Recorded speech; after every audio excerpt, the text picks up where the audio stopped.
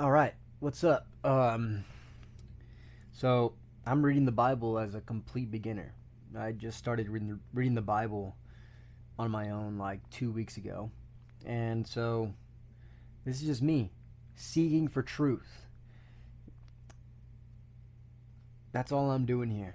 I'm seeking for truth. I think there's truth in everything, right? I believe us human beings have an ability to recognize what's true, um, and the only way to do that is by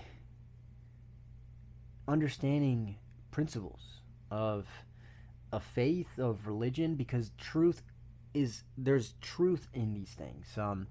Especially because we consider the Bible sacred. We consider like the Quran sacred. We consider uh, the Old Testament sacred, right? And so these are like foundational truths that people live by that actually hold society together. And if you think of like the first book ever, it's the Bible. The first book ever printed is the Bible.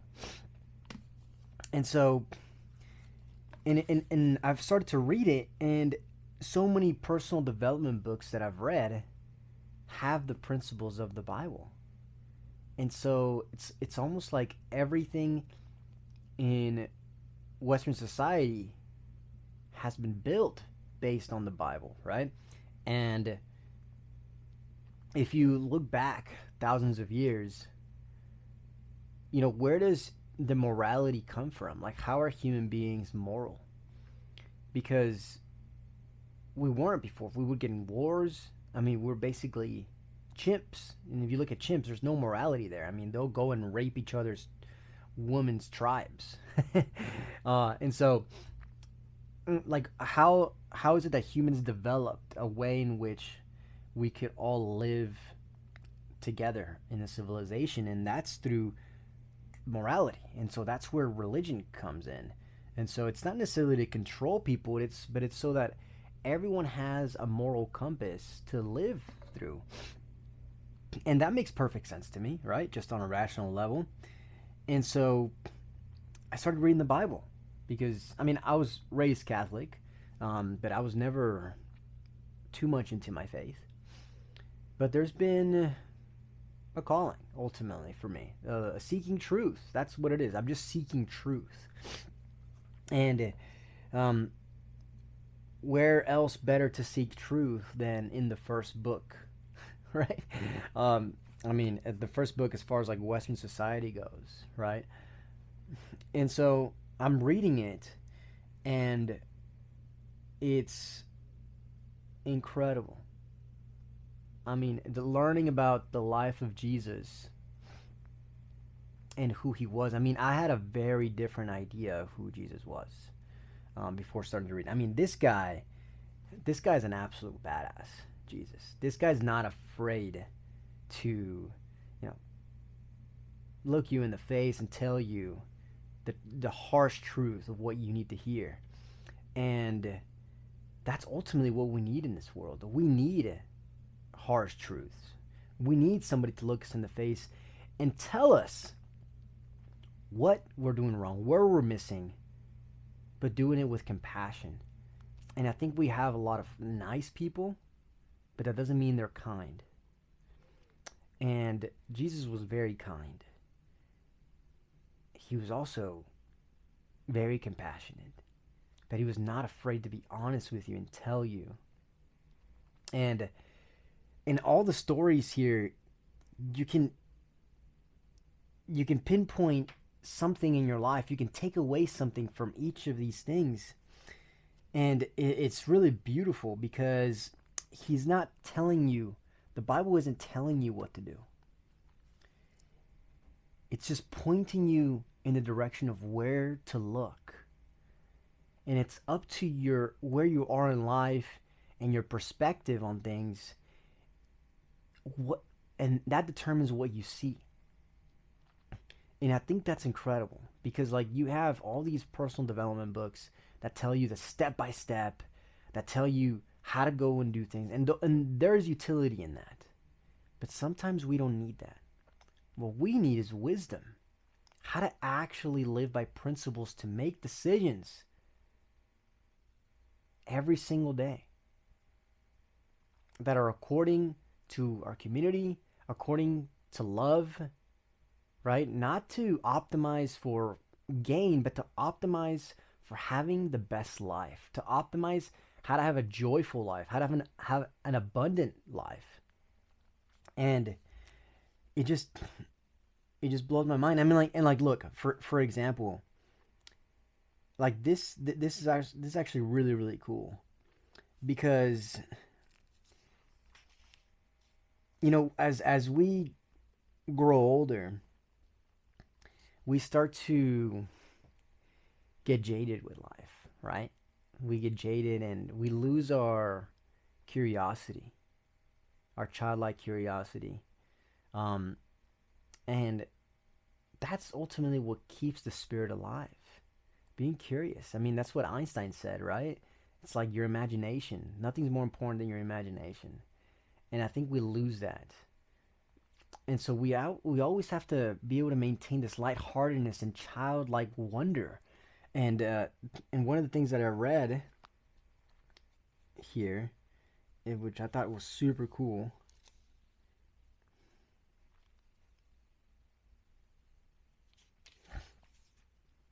and this is in the book of Matthew. Oh yeah,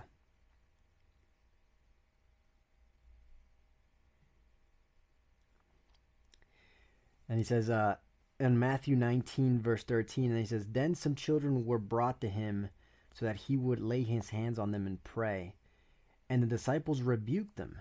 But Jesus said, 'Leave the children alone, and do not forbid them to come to me, for the kingdom of heaven belongs to such as these.'" And so, you think about that, and it's like, yeah, like children, the pure innocence of a child, of a 3 4 year old. Like I was just, like I sometimes watch, little kids play, and now they'll hit each other, and they'll like, and then they'll make up, and they're okay, now they're best friends again. And as adults, it starts to change, and we're not like that anymore. We're much more rigid, and I think there's like such deep wisdom here, and you can make up whatever you want out of that. But to me, that's what that means. It means like that childlike wonder, to always um, move forward, and you fall down, you get back up. That's what a child does, right? They keep trying. They don't take things personally. And I think that's the key here, right? I think that's one of the things that Jesus was saying there. Those who seek for their own life will lose their life. But those who seek me and give up their life will gain everything. And Jesus said that, and it was like, just think about how powerful that is, right? Because like Jesus is the ultimate example of that, giving up his life for all of us, and he gained the kingdom of heaven, right? But if you think about it, like from a business standpoint, if you think about it from just a practical standpoint, like if you truly seek to serve others, not to be a pushover, but if you truly seek to see things from another person's perspective, if you truly seek to understand, like if you are having a conversation in the most practical sense, right? If you're having a conversation with somebody, instead of thinking of what you should respond, but instead like truly seeking to understand that human being that's in front of you. Like, I'm listening to you. I hear you. Like there's a connection here between you and I. Like you will gain that person forever. Like they will love you because you have shown them that they're seen. They're important to you. It's not a transactional conversation where you're trying to just get something or get your point across. Like you're actually seeking to create a friendship, or more than just a response. And I think that's so important. How many of us are just so self-consumed with us, and we don't think about others. And like in the good and the bad, right? It's okay to think like, yeah, I'm you can think of big ego, right? But an ego is just the self, like your self identity. That's all the ego is. Like an inflated ego could be like, oh yeah, I'm so amazing, I'm so good, right? I think of very highly of me, right? Which is good. It's actually a healthy thing to have that. But also in the negative, where somebody is just anxious and self conscious, right? That is just as bad. If someone is insecure about how they look, let's say that they're obese and they're always thinking about like how they look, how they appear, what are others thinking of me, like you essentially have a big ego. You're self-consumed. Like you have an inability to connect with others because you're always thinking about yourself. And so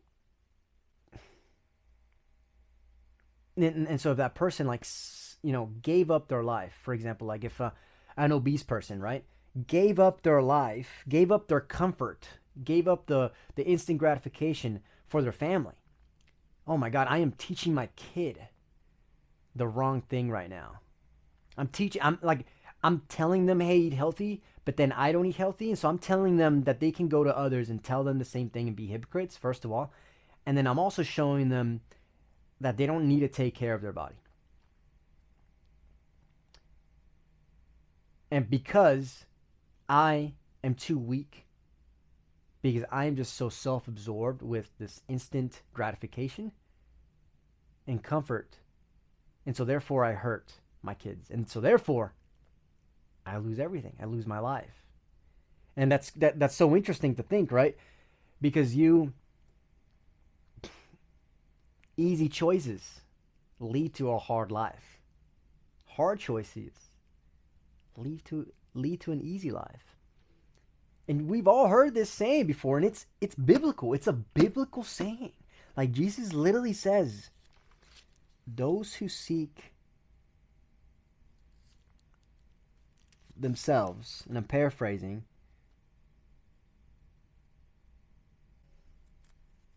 yeah, I'm not sure where it is, but it's in here somewhere, and it was epic. That's basically how it went. And so just imagine, like, that's like one verse in the Bible. And you really have to contemplate and read this and like take the lesson from what you're reading. And it's almost like this puzzle that you're putting together. It's actually so fucking cool. And reading this every day like makes me feel like I'm understanding something much more deeper than just like a personal development book. Like I'm actually like learning about somebody that actually existed. And yes, Jesus actually did exist. I highly recommend you go read More Than a Carpenter. And this is actually what really sparked everything for me, because after I read that book, there is undeniable evidence that Jesus is real. He was real. And he is real. There's just documented evidence. There's the way in which that you would analyze an ancient text, and like all the parameters to like prove its validity. All of those check for the Bible, all of them. And so I highly recommend you read More Than a Carpenter. And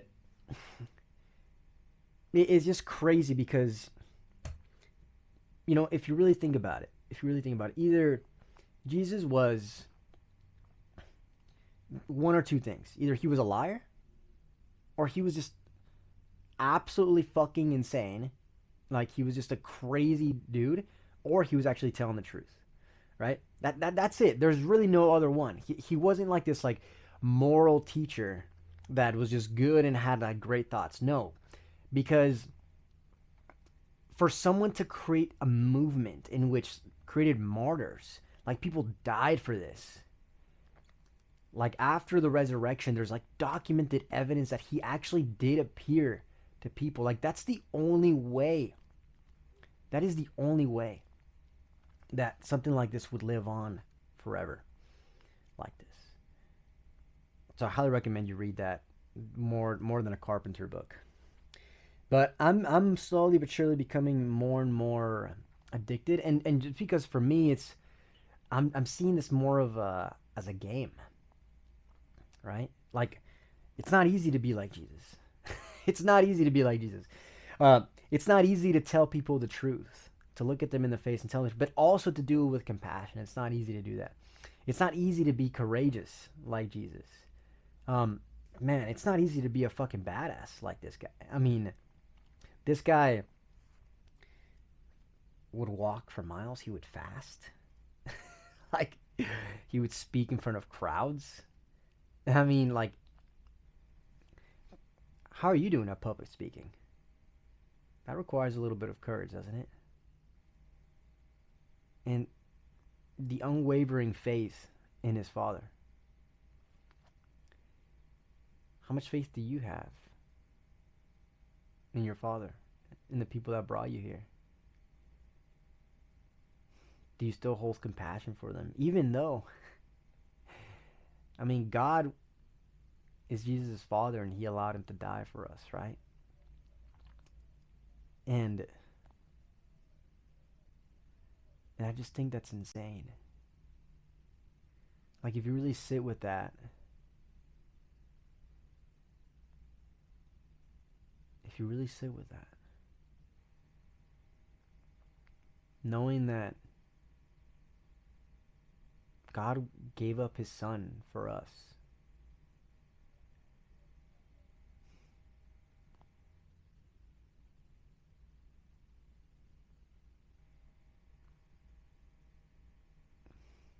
what are you willing to give up? What is your service? Because really, like, if you really think about it, that's what we're here for. We're this is like what this whole thing points to, is like we're here for service. And I think we're so caught up in like me, me, me. When can I make more money? When can I leave my 9 to 5? When can I just get what I want, be comfortable? And we have it all wrong. We really have it all wrong. It's like, how can you provide value? Really, that's what it is. How can you really sit down and just provide value to another human being? And do it in a way in which benefits you, of course. Like starting a business, building, becoming a coach, doing something that, improves your community, but you also gain from it, of course. But like, that's the only way you will actually gain. If you just take, you will never gain anything. And that's what this whole thing talks about. Like, if you seek just for your own gain, you will lose everything. But if you seek to serve, if you put others first before you, then you will gain everything. You will gain life. And that's heaven on earth, really.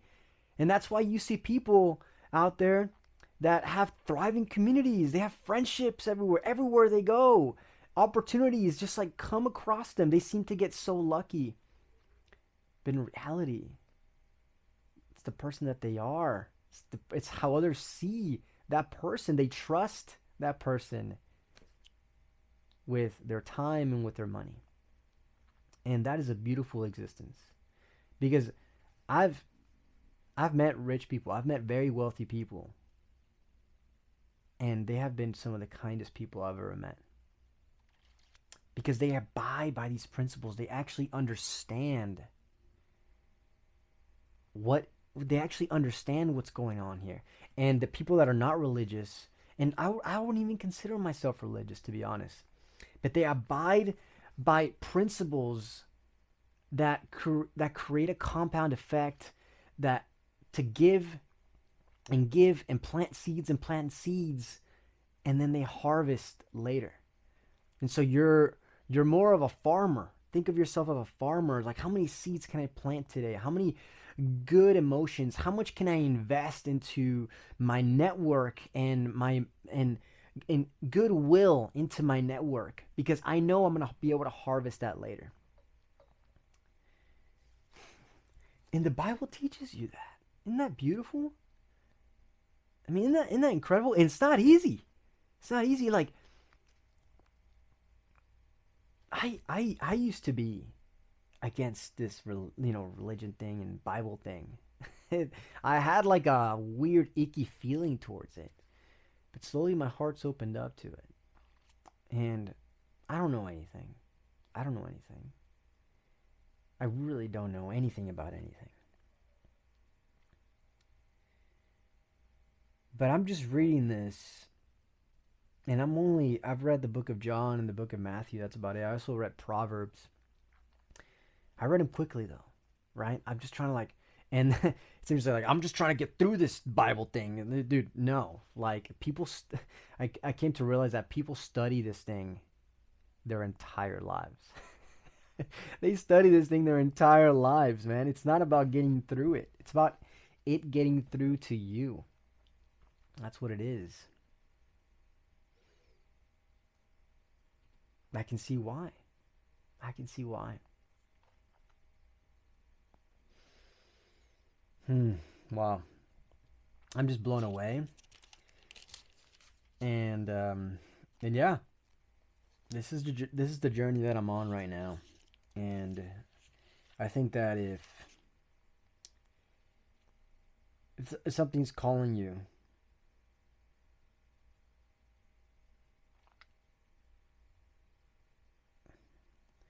if something is calling you to read the Bible, if you're also a complete beginner, come on this journey with me. I'll talk about the things I learned here.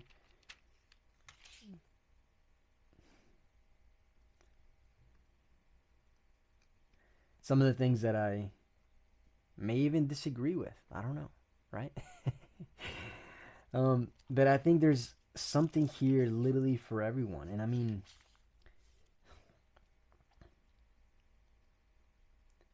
I think the Bible is actually not religious, and I heard this from Myron Golden.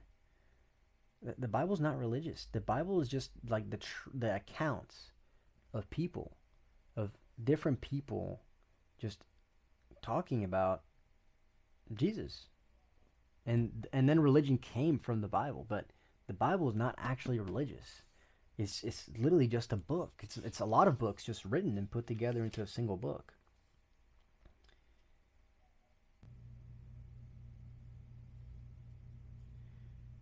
Oh, this is actually really good. Either assume the tree to be good as well as its fruit good, or assume the tree to be bad as well as its fruit bad. For the tree is known by its fruit.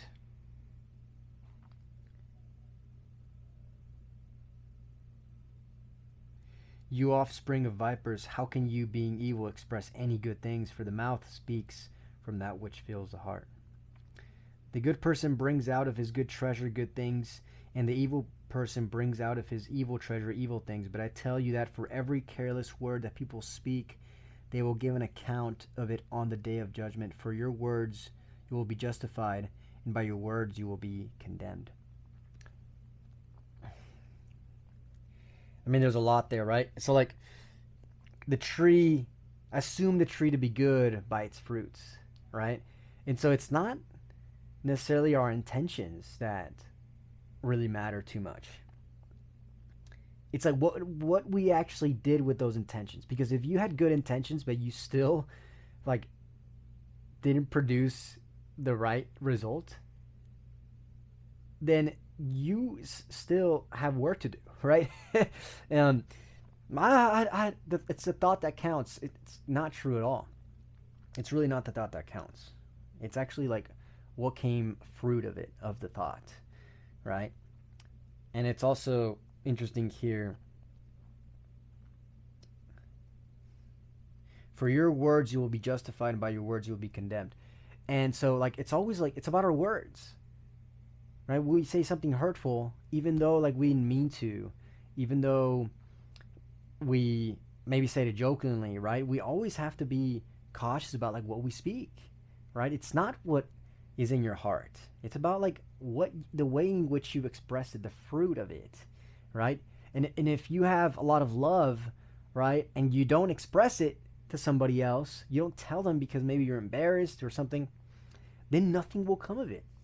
And that's what it's saying. Like, it's by your words that you'll be justified. And I mean, like, just think of like how many things that one sentence like applies to everything in life. I mean, like, it's crazy. And then the cool thing is that this same sort of theme will apply to other parts and different parts of in the book. And so it's like teaching you the same lessons in different ways, but it's not telling you watch what you say or make sure you say what you feel, because otherwise, people are going to, you're not going to make great relationship. No, it tells you, right? Like it tells it to you in a different way.